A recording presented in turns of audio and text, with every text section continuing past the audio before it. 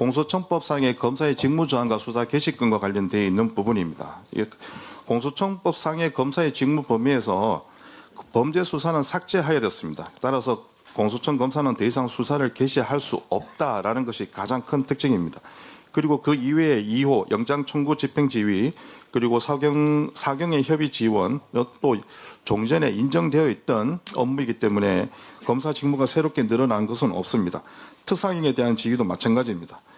국가 송무 관련 규정은 조금 주의를 기울일 필요성이 있다고 생각됩니다. 장기적인 관점에서 본다면 법무부 내에 국가 송무를 전담할 인력 조직을 구축을 하는 것이 필요하다는 의견이 있지만 지금 당장 공소청 검사에게 이 업무를 배제했을 경우에 이를 대체할 수 있는 전문 인력을 단기간에 양성하는 것은 어려운 현실적인 한계가 있기 때문에 국가 소송의 경우에는 유지할 필요성이 있다고 생각됩니다.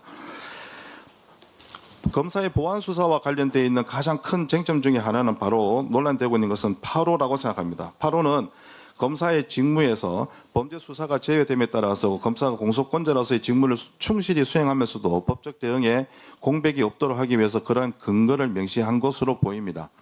범죄 수익 환수, 형사사법 공조, 국제형사사법 공조에서 등이라는 표현은 법령에 따른 검사의 직무를 표현한 것으로 해석이 되고 또 조문상 이런 관련 법령에 따라서 명시된 검사의 직무 범위로 제한되기 때문에 이걸 통해서 새롭게 수사권을 창출하거나 확대하는 것은 불가능하다고 생각됩니다.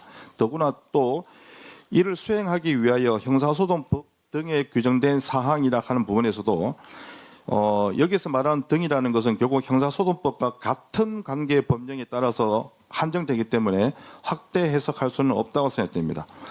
9호에서 다른 법령에 의해서 그 권한이 인정되는 사항의 경우에도 이건 종전에 검찰청법에도 있던 규정인데 이 규정은 꼭 해당 규정이 보안 수사를 의미한다는 규정은 아닐 겁니다. 예를 든다면 민법의 후견인 지정 같은 경우에도 검사가 할 수 있도록 돼 있고 뭐 상속 관련된 문제도 마찬가지입니다.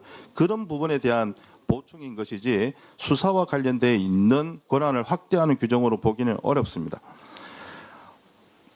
일각에서는 검사의 수사에 관한 형사소송법 조항이 아직 남아있기 때문에 이 수사기소 분리 원칙에 반하는 것이 아니냐라는 그런 주장이 있긴 하지만 일단 이 법은 조직법입니다. 그러니까 조직법인 중수청법이나 공소청법에서 정하는 내용은 그 조직의 기본 원리와 그 구성에 대한 것이지 절차법적 성격을 가지고 있는 보안수사권을 어떻게 다룰 것이냐는 것은 절차법 성격을 가지고 있는 형사소송법에서 논의를 하는 것이 법 이론적으로 맞습니다. 보안수사권은 수사의 절차에 관한 핵심 사항이기 때문에 특정 기관의 조직법이 아니라 대한민국 모든 형사 절차를 아우르는 형사소송법이라는 단일 법전 내에서 규율해야지 법 체계가 헝클어지지 않는다고 생각됩니다. 공소청 검사의 보안 수사와 관련되어 있는 쟁점 중에는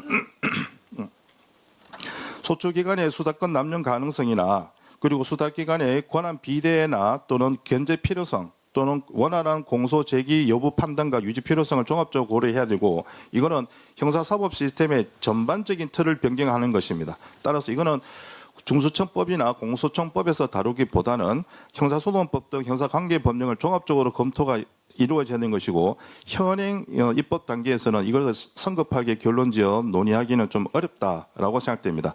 국수본의 경찰 수사 그리고 공수처의 중대범죄 수사를 종합적으로 고려해야 논의가 가능한 것으로 보입니다.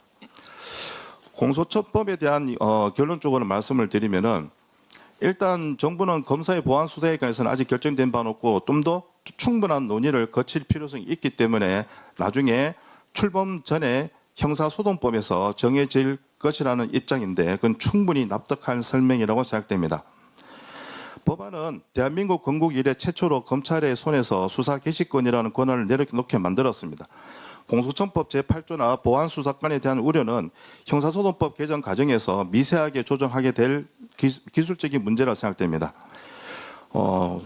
완벽한 절차법을 기다리다가 역사적인 조직개혁을 좀 멈추는 또는 망치는 어떤 그런 우를 범하지 않았으면 좋겠습니다.